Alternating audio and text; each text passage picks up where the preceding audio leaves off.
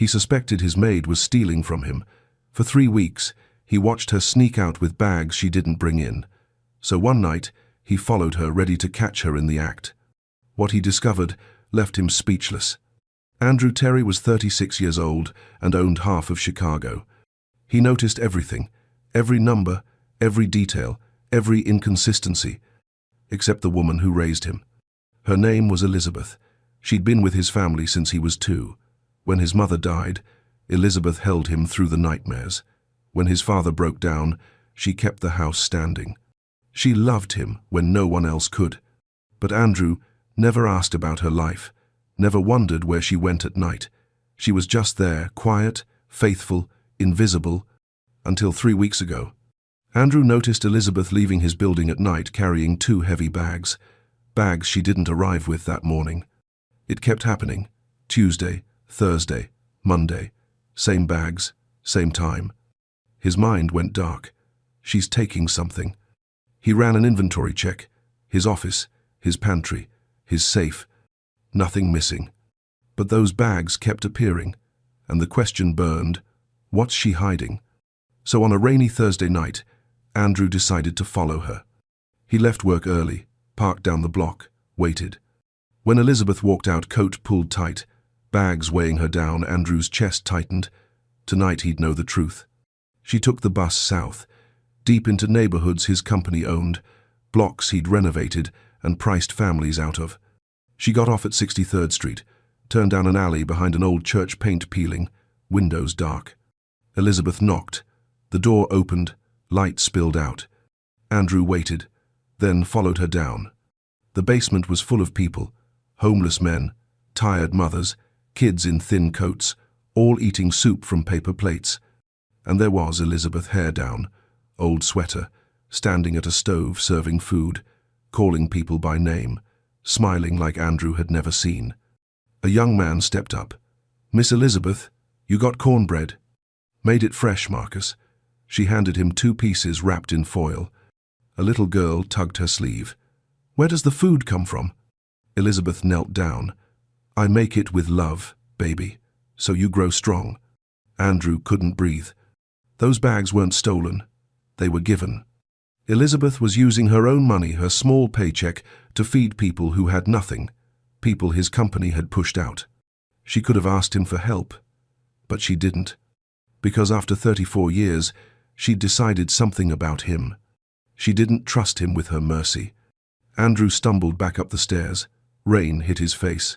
He waited 2 hours in his car. When Elizabeth finally came out, empty bags, slow steps, Andrew rolled down his window. "Elizabeth." She turned.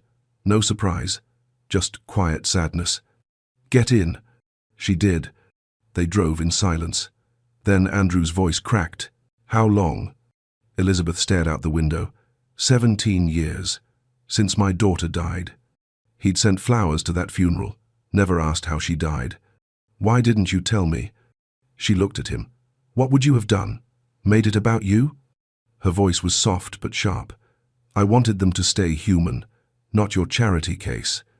Something broke inside Andrew's chest. He drove her to a small house on the south side, walked her to the door. Inside, he saw a frame on the wall, a military medal, the Bronze Star, awarded to Sergeant Elizabeth M. Hart for saving 17 lives in Desert Storm. The woman who made his tea every morning was a war hero, and he never knew. Before we go on, hit subscribe, like this video, and tell me where you're watching from. Because God brought this story to you today, maybe to open your eyes, maybe to heal something broken. Stay with me. What happens next will change everything. Andrew didn't go home that night. He sat in his car outside Elizabeth's house until the sun started to rise. Rain had stopped. The city was quiet, and all he could see was that medal on her wall. 17 lives. She'd saved 17 lives. And he'd never asked her a single question about who she was. When he finally drove back to his penthouse, the sun was breaking over Lake Michigan. The building let him in like it always did, gates opening, lights adjusting, elevator waiting. But this time, it all felt different, cold, empty, like a machine pretending to be a home. Andrew stood at his window looking out at the skyline. His skyline, buildings with his name carved into steel, towers that reshaped the city. But what had he really built? He thought about Elizabeth. 34 years. She'd been there his whole life. He remembered being 7 years old, standing at his mother's funeral in a suit that didn't fit right. His father couldn't even look at him. The grief was too much. But Elizabeth, she stood beside Andrew the whole time, held his hand, let him cry into her coat when no one else would. He remembered being 12, struggling with math homework at the kitchen table. His father was traveling again. The house felt too big, too quiet. Elizabeth sat with him, didn't understand the equations, but she stayed anyway, made him hot chocolate, told him he was smart enough to figure it out. He remembered being 17, the night before he left for college. She packed his bags, ironed his shirts. And when he came downstairs with his suitcase, she hugged him, the only real hug he'd gotten in years, and whispered, "Make me proud." And he had. He'd built an empire, made millions, put the Terry name on half of Chicago. But he'd never once asked if she was proud, never asked what she needed, never asked if she was okay. The realization sat in his chest like a stone. Andrew heard the front door open, soft footsteps in the hallway. Elizabeth was here, same time as always, quiet, faithful. He turned from the window and walked toward the kitchen. She was setting out his breakfast, coffee, toast, fruit cut into perfect pieces, the same routine she'd done for decades. But this morning, Andrew saw her differently. Her hands were thin, worn, hands that had served soup to strangers last night, hands that had saved lives in a war. "Good morning, Mr. Terry," she said softly, not looking up. "Elizabeth." She paused. Something in his voice made her glance at him. "Are you feeling all right, sir?" Andrew wanted to say so many things. He wanted to apologize, to explain, to ask her why she never told him, but the words caught in his throat. "I'm fine," he said quietly. "Just didn't sleep well." Elizabeth nodded, poured his coffee, set the cup down gently. And Andrew realized something that made his stomach turn. She was still calling him sir, still moving carefully around him like he was someone to serve, not someone to trust. After everything, after raising him, loving him, holding his broken pieces together, she still didn't feel safe enough to be honest with him. He'd done that, built that wall between them without even knowing it. Elizabeth turned to leave, and Andrew's voice stopped her. "Elizabeth." She turned back. "Yes, Mr. Terry?" He looked at her, really looked, and saw a stranger, a woman with a whole life he knew nothing about, a hero the world forgot, a mother who'd buried her daughter, a soldier who'd bled for her country, and he'd reduced her to someone who made his coffee. "Thank you," he said, his voice breaking slightly, "for everything." Elizabeth's face softened, just for a moment. Then she nodded. "Of course, sir." She walked out, and Andrew stood there alone in his perfect kitchen, in his perfect penthouse, in his perfect empire, and felt like the poorest man alive. He pulled out his phone, opened his calendar, meetings, conference calls, investment reviews, his whole day mapped out in 15-minute blocks, but none of it mattered. Andrew closed the calendar, opened his notes, and typed one question: "Who is Elizabeth Hart?"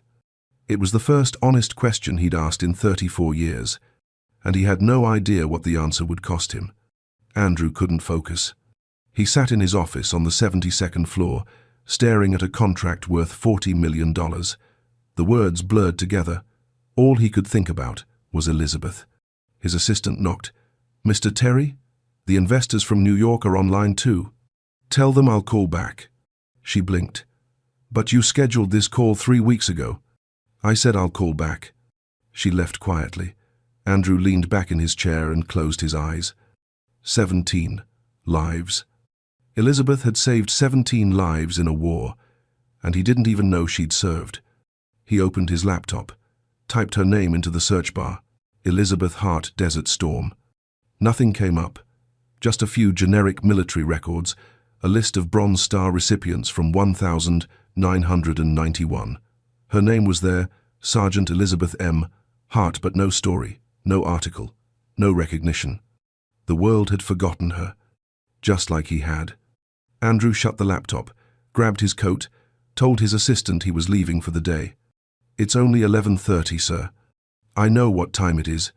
He drove south, back to 63rd Street, back to that neighborhood he'd only seen in development reports and profit projections. In daylight, it looked different.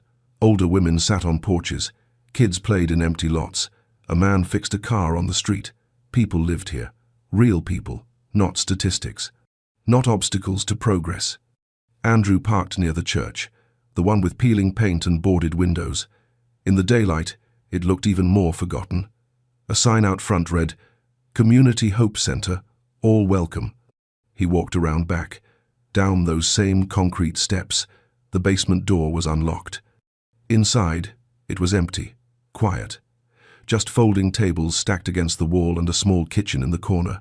The smell of soup still lingered in the air. Andrew stood there, trying to imagine Elizabeth in this space, serving food, smiling at strangers, calling them by name. "Can I help you?" Andrew turned. A young man stood in the doorway. Same military jacket from last night. "Marcus." Andrew stopped. "I was looking around." Marcus studied him. Recognition flickered in his eyes. "You were here last night, standing in the doorway." Andrew nodded. "You're the developer, right? The one who owns half the buildings around here." "I am." Marcus crossed his arms. "So, what are you doing here?" Andrew didn't know how to answer that. "I'm trying to understand something." "Understand what?" "Elizabeth, the woman who runs this place." Marcus's expression softened slightly. "Miss Elizabeth? She doesn't run it. She just shows up. Been coming every week for years. Feeds us, talks to us, treats us like we matter." "How long have you known her?" 3 years. Since I came back from Afghanistan." Marcus's jaw tightened. "I was living on the streets. Couldn't hold down a job. Kept having episodes. Flashbacks. Nobody wanted to deal with it." He walked over to the kitchen. Touched the counter like it was sacred. "Miss Elizabeth found me sleeping behind this church one night. Brought me soup. Didn't ask questions. Just sat with me. Let me talk when I was ready." Andrew felt something twist in his chest. "She got me into a program." Marcus continued. "Helped me find a place to stay. Checked on me every week. Still does." He looked at Andrew. "She saved my life. And she didn't have to." The words hung in the air. "She saved 17 lives in the war," Andrew said quietly. Marcus turned. "What?" "In Desert Storm. She was a combat medic. Saved 17 soldiers under fire. Got the Bronze Star." Marcus stared. "She never told me that." "She never tells anyone." They stood in silence for a moment. "Why are you really here?" Marcus asked. Andrew looked around the basement, at the folding tables, the small kitchen, the handwritten sign that said, "All are welcome." "Because I've known her my whole life," Andrew said, his voice cracking. "And I just realized I don't know her at all." Marcus watched him carefully. "You're the one she works for, aren't you? The family she's been with for decades." Andrew nodded. "And you never asked?" "No." Marcus shook his head. Laughed bitterly. "Man, that's something. She gives everything to people like us. And the people she actually works for, the ones who could actually help her, don't even see her." The words hit Andrew like a fist. "I see her now," Andrew said. "Do you?" Marcus challenged. "Or do you just feel guilty?" Andrew didn't answer. Because he didn't know. Marcus moved toward the door, stopped. "She comes every Thursday night, 7 o'clock. If you really want to understand, don't just visit once. Show up, stay, listen." He left. Andrew stood alone in that basement. The smell of soup, the stacked tables, the quiet. And for the first time in his life, Andrew Terry felt small. Not because of what he lacked, but because of what he'd never given. He pulled out his phone, opened his calendar. Thursday night was blocked with a gala. Investors, donors, speeches about urban development and corporate responsibility. Andrew deleted it and typed in Community Hope Center, 7 p.m. He didn't know what would happen, but he knew he couldn't walk away. Not this time. Thursday came. Andrew left his office at 6:30. His business partner called twice. He didn't answer. He drove south as the sun dropped below the skyline. The city lights flickered on. He parked near the church and sat for a moment, watching people arrive. Men in worn jackets, women holding children's hands. Everyone walking toward that basement door like it was the only warm place left in the world. Andrew got out, walked down those concrete steps, pushed open the door. Elizabeth was already there, setting up tables, arranging bowls. Her hair was pulled back, and she wore the same jeans and sweater from last week. She looked up when he entered. For a moment, neither of them spoke. "Mr. Terry," she said finally. Her voice was careful, guarded. "I wanted to help," Andrew said. Elizabeth's eyes searched his face. "Help? If that's okay." She looked at him for a long moment, then nodded slowly. "Soup needs stirring, pots on the stove." Andrew moved to the small kitchen, picked up the wooden spoon, stirred. People started filing in. Marcus nodded at him but didn't say anything. An older man with a cane sat down slowly. A mother with 2 kids found seats in the corner. Elizabeth moved between them like she'd done this 1,000 times, pouring soup, handing out bread, touching shoulders gently, asking quiet questions. "How's your knee, Mr. Wilson?" "Still bothering me, Miss Elizabeth.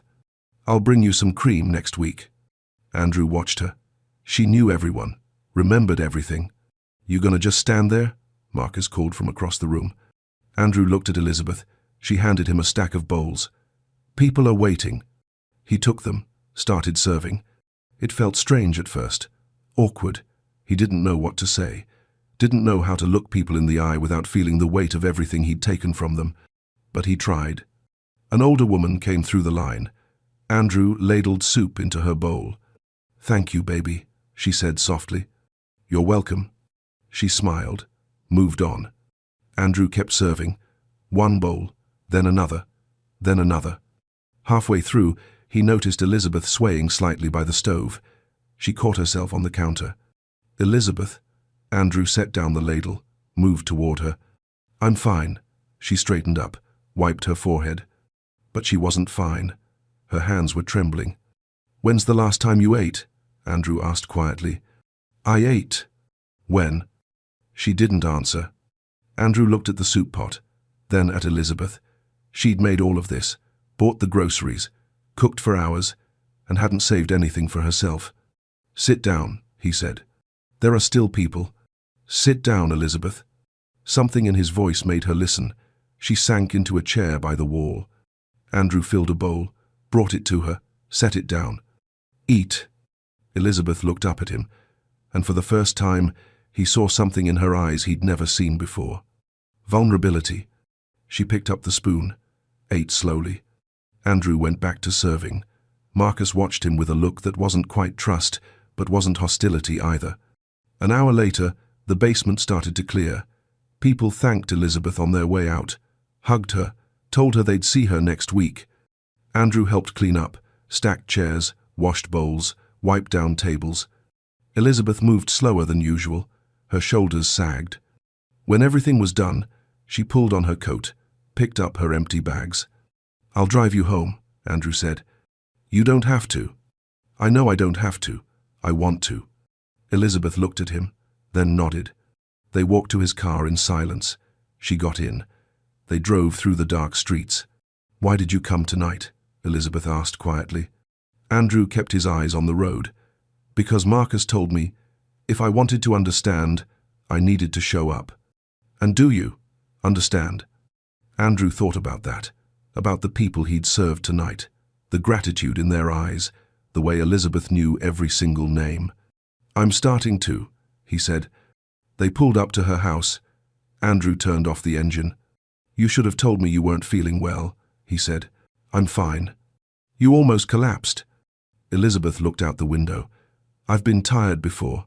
I'll be fine." "When's the last time you saw a doctor?" She didn't answer. "Elizabeth." 3 years, she said finally. "Maybe 4.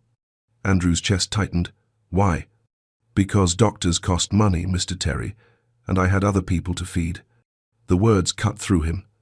"The insurance I give you covers almost nothing," Elizabeth said, her voice soft but honest. "Basic checkups, emergency room if I'm dying. But tests, specialists, medicine I actually need?" She shook her head.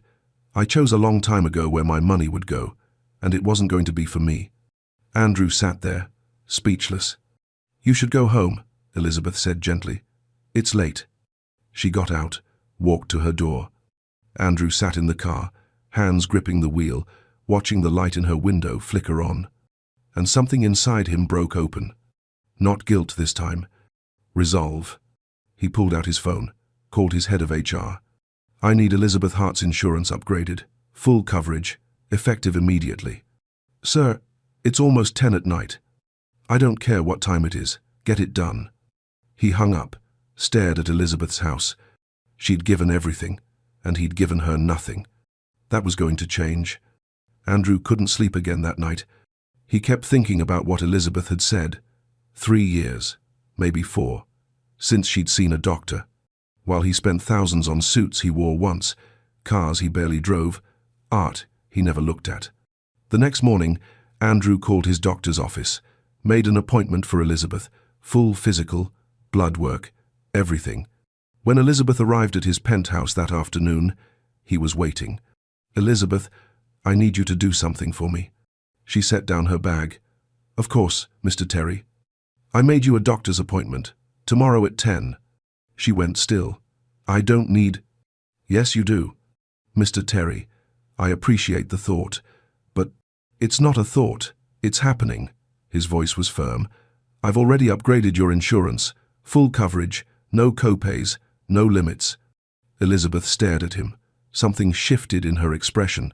Not gratitude, something harder. "Why now?" she asked quietly. "What? Why now, Mr. Terry? I've worked for you for 34 years, and suddenly you care about my health?" The words hung between them. Andrew felt his throat tighten. "Because I didn't know." "You didn't ask." The truth of it landed like a weight. Elizabeth picked up her bag. "I'll go to the appointment, but not because you're telling me to, because I need to keep doing what I do, and I can't do that if I collapse." She walked past him toward the kitchen. Andrew stood there, feeling the distance between them grow even as he tried to close it. Over the next few days, Andrew started spending more time at home, working from his study instead of his office, watching Elizabeth move through the penthouse with that same quiet efficiency she'd always had. But now he noticed things he'd never seen before. The way she paused at the top of the stairs, catching her breath. The way she gripped the counter when she thought no one was looking. The way her hands shook slightly when she poured his coffee. She was in pain, and she'd been hiding it for years. Wednesday evening, Andrew found her in the kitchen. She was packing containers, soup, bread, vegetables. "You're going to the center tonight?" he asked. "I go every week." "Let me help." Elizabeth didn't look up. "You helped last week." "I want to help again." She stopped, set down the container, turned to face him. "Mr. Terry, I don't know what you're trying to do, but whatever this is, this sudden interest in my life, it doesn't change anything." "What do you mean?" Her eyes met his, clear, unflinching. "I've been invisible to you for 34 years. You didn't wonder where I lived, what I needed, if I was okay, and I made peace with that. I found my purpose outside of this place, outside of you." Each word was quiet but sharp. "But now you follow me, show up at the center, upgrade my insurance, make doctor's appointments." She shook her head. "And I'm supposed to be grateful? I'm trying to make things right." "You can't." Elizabeth's voice cracked slightly. "You can't undo 34 years, Mr. Terry. You can't erase the fact that you saw me every single day and never once thought to ask if I was all right, if I was lonely, if I was hurting." Andrew felt something break inside his chest. "I raised you," Elizabeth continued, her voice trembling now. "I held you when you cried, fed you when you were hungry, sat with you in the dark when the grief was too much. I loved you like my own son." Tears gathered in her eyes. "And you never even learned my middle name." The silence that followed felt like it could swallow the world. Andrew wanted to say something. Anything. But what could he say? She was right. About all of it. "I'm sorry," he whispered. Elizabeth wiped her eyes, picked up the containers. "I need to get to the center. Let me drive you." "No." "Elizabeth." "No, Mr. Terry." She looked at him one more time. "You want to help? Really help? Then stop trying to fix me. Stop trying to fix your guilt. And start looking at what you've actually built, because it's not just me you've been blind to." She walked out. Andrew stood alone in the kitchen. The penthouse felt massive around him, cold, empty. He walked to the window, looked out at the city, his city, the towers with his name, the skyline he'd reshaped. And for the first time, he saw it differently. Each building was a neighborhood erased. Each tower was families displaced. Each profit margin was people pushed out of homes they'd lived in their whole lives. He pulled out his phone, opened the files for the Southside Waterfront project, the one he'd just closed, the one displacing 600 families. He started reading the reports, really reading them. Family profiles, income levels, how long they'd lived there, where they'd go when his company took their buildings. One report stood out. An elderly man named Calvin Wilson lived in the same apartment for 40 years, veteran, disabled. The buyout Andrew's company offered wouldn't even cover 6 months' rent anywhere else. Andrew scrolled down. Another name, Maria Santos, single mother, 3 kids, working 2 jobs. Losing her apartment meant pulling her kids out of their school, moving an hour away from her jobs. Another, and another, and another. 600 families, 2,000 people, real names, real lives, real loss. And Andrew had signed off on it without thinking twice. He sat down, put his head in his hands. Elizabeth was right. He hadn't just been blind to her. He'd been blind to everyone. Thursday morning, Andrew's phone rang. "Mr. Terry, this is Dr. Patel from Northwestern Memorial. You're listed as the emergency contact for Elizabeth Hart." Andrew's stomach dropped. "Is she okay?" "She's stable, but she collapsed during her appointment yesterday. We admitted her for observation." Andrew was out the door before the doctor finished talking. He found her in a private room on the 4th floor. She was asleep, an IV in her arm, monitors beeping softly beside the bed. Andrew sank into the chair next to her. His hands were shaking. Dr. Patel came in 20 minutes later. Young, kind eyes. She pulled up a chair. "Mr. Hart." "Terry, I'm not her son. I'm her employer." Dr. Patel paused, nodded. "Elizabeth has advanced diabetes. Her kidneys are showing early damage. Her blood pressure is dangerously high, and she's severely anemic." Andrew felt the room spin. "All of these conditions are treatable," Dr. Patel continued, "but they've gone unmanaged for years. She told me she hasn't seen a doctor in over 3 years. I know. She needs medication, specialist care, regular monitoring." The doctor looked at him directly. Her previous insurance wouldn't have covered most of this. She would have had to pay out of pocket probably $400-500 a month, maybe more. Andrew closed his eyes. "She was choosing between her health and something else," Dr. Patel said softly. "Do you know what that was?" Andrew nodded. "Feeding people who had nothing."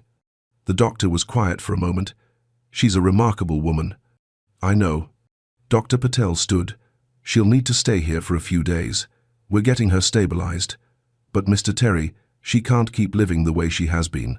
Her body won't take it." She left. Andrew sat beside Elizabeth's bed, watched her breathe, and cried. He cried for the boy she'd raised, for the man he'd become, for 34 years of not seeing her, not asking, not caring. Elizabeth stirred. Her eyes opened slowly. "Mr. Terry?" "I'm here." She looked at the IV, the monitors. "I'm sorry. I didn't mean to." "Stop," Andrew's voice broke. "Stop apologizing." She went quiet. Andrew leaned forward. His voice was raw. "Your middle name is Marie. I looked it up last night. Elizabeth Marie Hart, born in 1,955 inches, Birmingham, Alabama. You joined the army at 19, served 3 years, came home to a country that didn't want you." Elizabeth's eyes filled with tears. "You had a daughter named Grace. She died at 28 from diabetes complications because she couldn't afford insulin." His voice cracked. "And for 17 years, you've been feeding strangers with money you should have been spending on yourself, because no one else would." Elizabeth turned her head away. "I gave you the cheapest insurance I could find." Andrew whispered. "I paid you fairly, But I never thought about what fair actually meant. I never asked if you could afford your medicine, your rent, your life. He put his head in his hands. I've spent 34 years taking your time, your love, your sacrifice, and I never once gave you anything that mattered. You gave me a job, Elizabeth said softly, a purpose. I gave you scraps. Andrew looked up at her. And you turned them into grace. You turned my indifference into love for people I was too blind to see. Tears ran down Elizabeth's face. I don't deserve your forgiveness, Andrew said, but I'm asking anyway, because I need to change, not just how I treat you, how I treat everyone. Elizabeth reached out, took his hand. Her fingers were thin and weak, but her grip was firm. Andrew, she said his name, his actual name. For the first time in 34 years, I forgave you a long time ago. Why? Because holding on to anger would have poisoned me, and I had too many people counting on me to let that happen. She squeezed his hand. But forgiveness doesn't mean things stay the same. It means you have a chance to do better. Andrew nodded. I will. I promise. Then start with this. Elizabeth looked at him with clear eyes. Stop trying to save me. I don't need saving. I need a partner, someone who sees what I see, who cares about what I care about. The people at the center, the people everywhere, Elizabeth said, the ones your buildings push out, the ones your deals forget, the ones who work for you but can't afford to live near you. Her words landed like stones. I've watched you build an empire, Andrew, and it's impressive. It really is. But empires built on other people's loss don't stand forever. They crumble. And when they do, all you're left with is money and an empty house. Andrew felt the truth of it in his bones. So if you want to change, Elizabeth said, her voice gentle but firm, then change what you're building, not just for me, for everyone. Andrew sat there, holding her hand, feeling the weight of 34 years pressing down on him, but also feeling something else. Hope.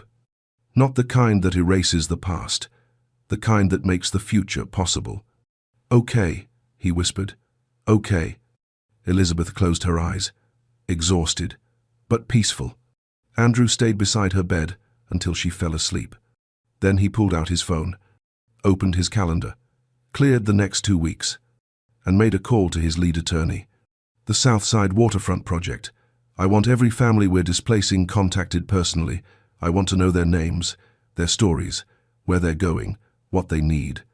Andrew, this will take months. Then we take months.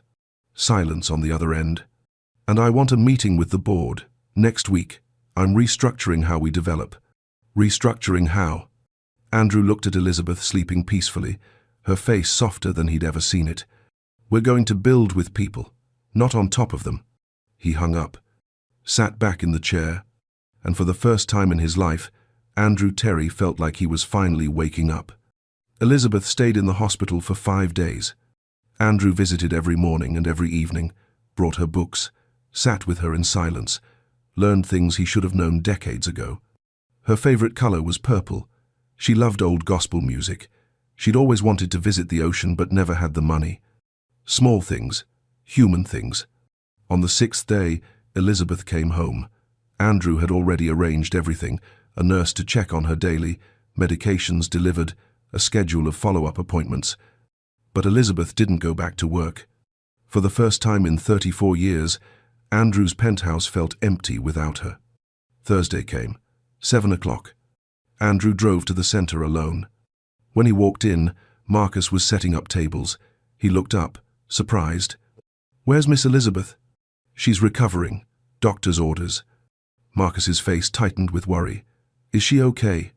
"She will be, but she needs rest." Andrew picked up a stack of chairs, started helping. Marcus watched him for a moment, then nodded. People started arriving.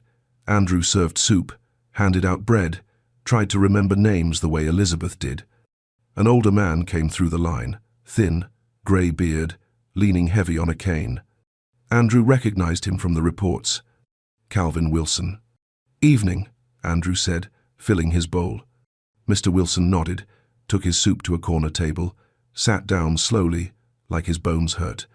Andrew's hands went cold. This was the man, the one from the development files. 40 years in the same apartment, displaced by Terry Development, offered a buyout that wouldn't cover 3 months' rent anywhere else. Andrew set down the ladle, walked over. "May I sit?" Mr. Wilson looked up, studied him. Free country. Andrew sat. His throat felt tight. "I'm Andrew Terry." "Mr." Wilson's expression didn't change. He just kept eating his soup. "I know who you are." The words were quiet, not angry, just tired.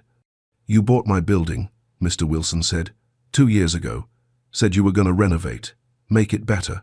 And you did. New windows, fresh paint, real nice. He took another spoonful of soup. "Then you raised the rent, from $800 a month to $2,300. Gave us 60 days to leave or sign a new lease we couldn't afford." Andrew couldn't breathe. "I lived there 40 years, Mr. Wilson continued, his voice steady. "Raised my son in that apartment, buried my wife from that apartment. Every morning I'd sit by that window and watch the sun come up over the lake. 40 years. He looked at Andrew. "Now I sleep in a shelter, or here, when they'll let me. Because the buyout you gave me, $12,000 for 40 years, ran out in 6 months. Andrew felt tears burn his eyes. "I'm sorry," he whispered. Mr. Wilson set down his spoon. "You sorry? Or you just feel bad now that you got a face to the name?" The question cut clean through. "Both," Andrew said, his voice breaking. Mr. Wilson studied him. "You know what the worst part is? It wasn't even personal to you. You probably signed that deal without thinking twice. Just another building, just another number. You're right. I know I'm right, Mr. Wilson leaned back. "I was somebody before your company came. Had a home, had dignity. Now I'm just another old man with a cane, eating free soup in a church basement." Andrew put his head in his hands. "Mr. Wilson, I can't undo what I did, but I can." "Can what?" The old man's voice rose slightly. "Give me my home back. Give me my 40 years back. Give me back the morning I watched the sun come up from my window and felt like I belonged somewhere." The basement had gone quiet. People were watching. "You can't fix this with money, Mr. Wilson said. "You can write me a check right now and it won't change the fact that you looked at my life and decided it was worth less than your profit margin." Each word landed like a hammer. Andrew looked at him. This man who'd lost everything. This man whose home he'd taken without a second thought. "You're right," Andrew said. "I can't fix it, but I can stop doing it. I can change how we build. I can make sure no one else loses their home the way you did." Mr. Wilson's eyes narrowed. "Words are cheap, Mr. Terry." "I know, so let me prove it." Andrew's voice was raw. "Come work with me. Help me understand what I've been too blind to see. Tell me how to build without destroying. Because I don't know how, and I need someone who does." Mr. Wilson stared at him. Marcus stepped forward. "You serious?" "Yes." "You're going to let a homeless man tell you how to run your billion-dollar company?" "He's not homeless. He's a man I made homeless." Andrew looked at Mr. Wilson, "and he knows more about what this community needs than I ever will." The basement was silent. Mr. Wilson picked up his soup, took a slow sip, set it down. "I'll think about it." It wasn't a yes, but it wasn't a no. Andrew nodded, stood, walked back to the kitchen. His hands were shaking, his heart was pounding. Marcus came over, stood beside him. "That took guts," Marcus said quietly. "That was the truth." "Yeah, but most people with power don't tell the truth. They make excuses." Andrew looked at him. "I'm done making excuses." Marcus nodded slowly. "Then maybe, just maybe, you're actually serious about this." They finished serving in silence. When the night ended and everyone left, Andrew sat alone in the empty basement. The smell of soup, the stacked chairs, the quiet. He thought about Mr. Wilson. 40 years. Gone. Because Andrew signed a paper without thinking. How many others were there? How many lives had he reshaped without ever knowing their names? He pulled out his phone, called his assistant. "I need the full list of every property Terry Development has acquired in the last 10 years, and I need the displacement records. Every family, every person. I want names." "Sir, that's going to be thousands of files." "I don't care how many it is. I need to see them. All of them. He hung up, sat in the silence, and made a promise to the empty room, to Mr. Wilson, to Elizabeth, to every person his empire had forgotten. He would see them, every single one, and he would do better. Not because it was profitable, because it was right. Andrew didn't sleep that night. He sat in his study with his laptop open, files spread across the desk, names, addresses, buyout amounts, displacement dates. 10 years of development, 43 buildings acquired, over 2,000 families relocated. He started reading. James Patterson, age 62, lived in his apartment, 28 years, worked as a janitor at the same school his grandkids attended. Buyout, $14,000. Current status, moved 2 hours outside the city, lost his job, can't see his grandkids anymore. Andrew sat back, closed his eyes, kept going. Maria Santos, single mother, 3 kids, worked 2 jobs, one as a nurse's aide, one cleaning offices at night. Displacement forced her to pull her kids from their school, move to a smaller place farther from her jobs. She now spends 4 hours a day on buses just to get to work. Andrew's hands shook. He kept reading, name after name, story after story. A young couple who'd saved for 3 years to afford their first apartment, gone in 60 days. An elderly woman who'd lived in the same building since 1972, died 6 months after being displaced. Her daughter wrote in a complaint letter that she never recovered from losing her home. Andrew read that letter 3 times. Then he put his head down on the desk and wept. Hours passed. The sun rose. Andrew didn't move. His phone buzzed. A text from his business partner. Board meeting in 2 hours. You ready?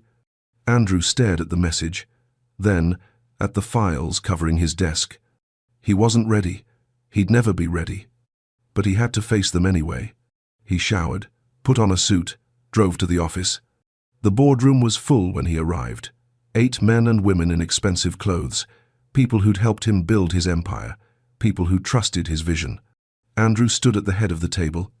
I'm restructuring how we develop, he said. No preamble, no small talk. His CFO leaned forward. Andrew, we talked about this. You can't just... I spent last night reading displacement records. 2,000 families in 10 years, people who lost their homes because we decided their neighborhoods had potential. His voice was steady but raw. We've been calling it development, but it's not. It's extraction. We take land from people who can't afford to fight back. We build things they can't afford to live in. And we call it progress.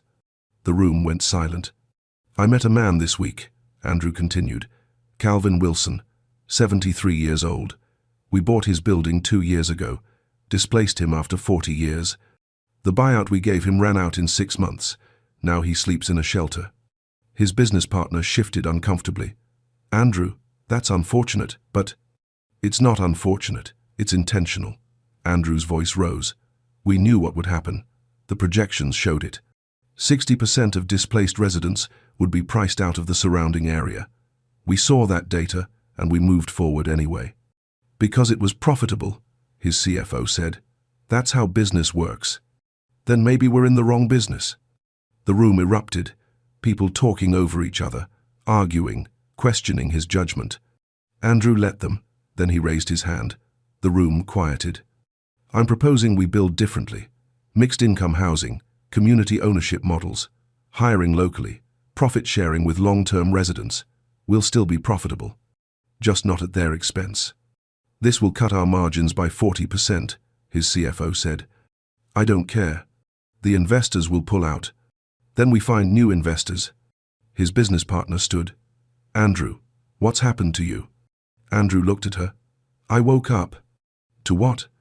To the fact that I've spent 10 years building monuments to myself on top of other people's lives, and I can't do it anymore.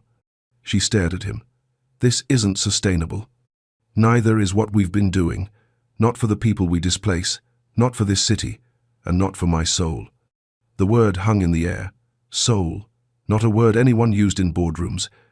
I'm moving forward with this, Andrew said quietly. With or without your support. But I'm asking you to trust me. One more time. Long silence.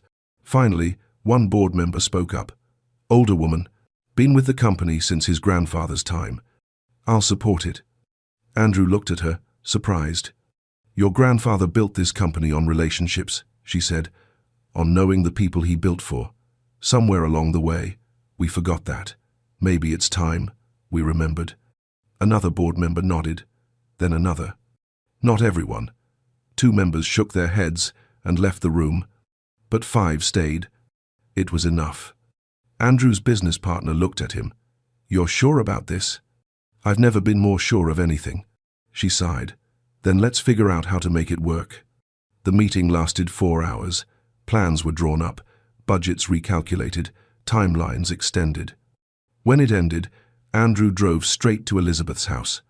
She answered the door in a robe, looking stronger than she had in the hospital but still tired. Mr. Terry, is everything okay? I just came from a board meeting, Andrew said. We're changing everything. How we build, how we develop. I'm restructuring the entire company. Elizabeth studied his face. And I need your help. I need you to be part of this, not as my employee, as my partner, community relations director, full salary, full benefits, a seat at every table. Elizabeth was quiet for a long moment. Why me? Because you see people I've spent my whole life ignoring, because you've been doing this work for 17 years while I built towers. Because if I'm going to do this right, I need someone who actually knows what right looks like.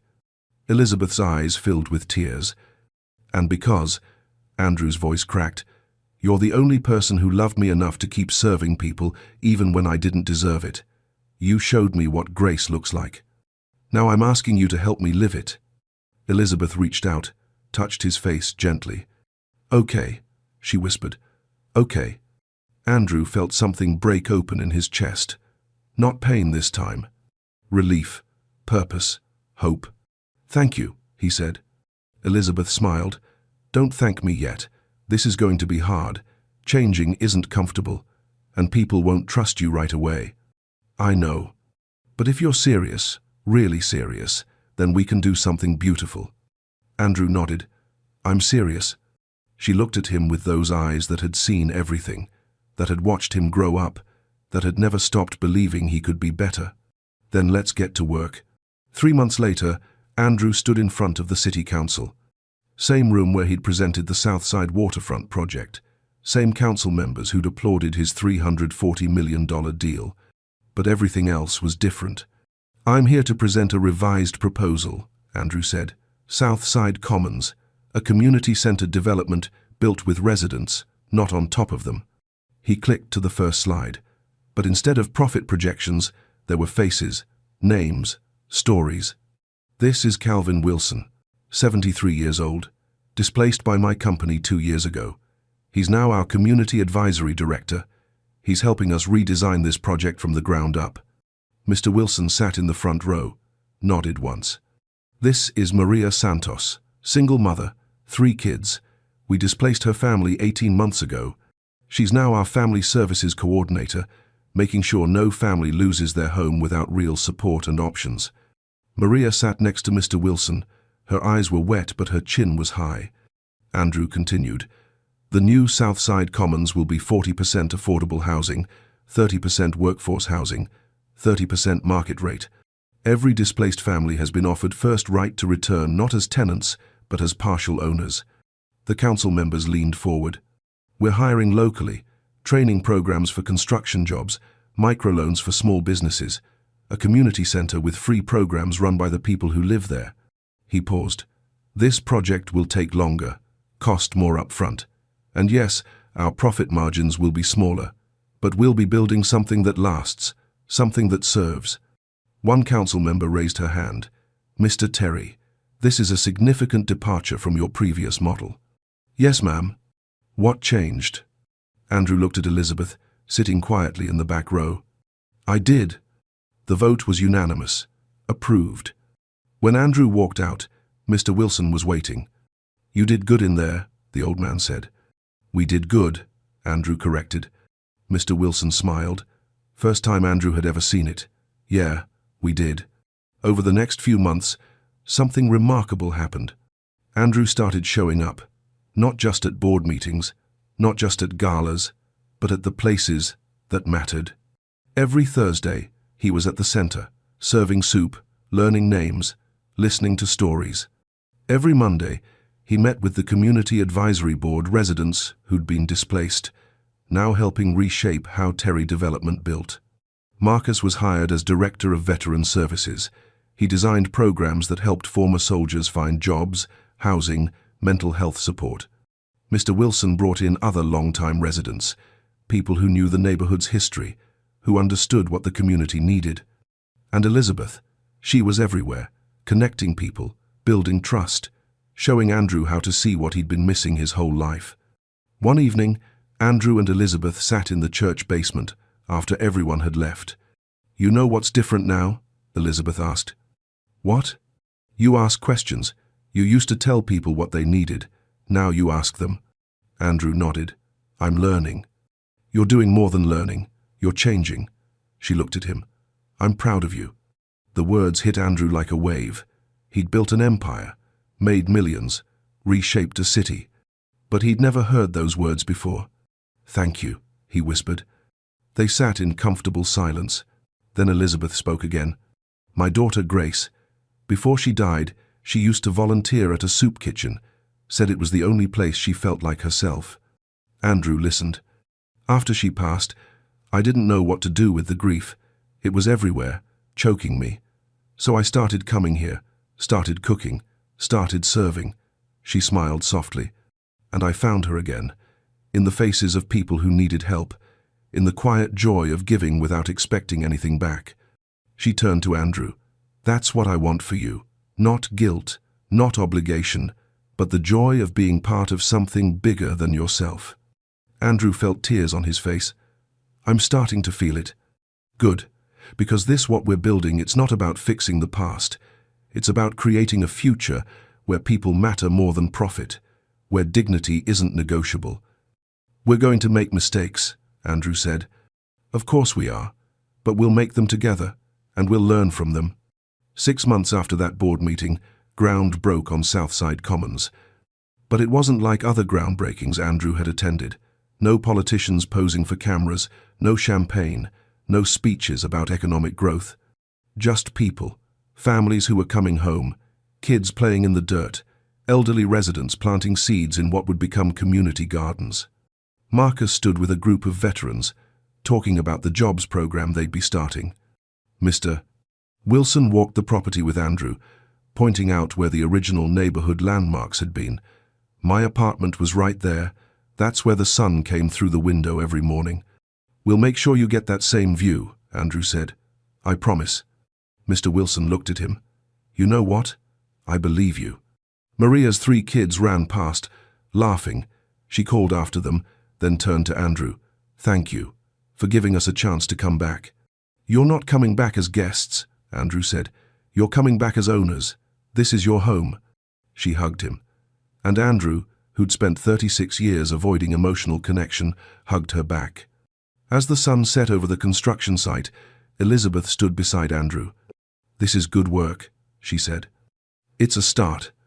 It's more than a start. It's a transformation."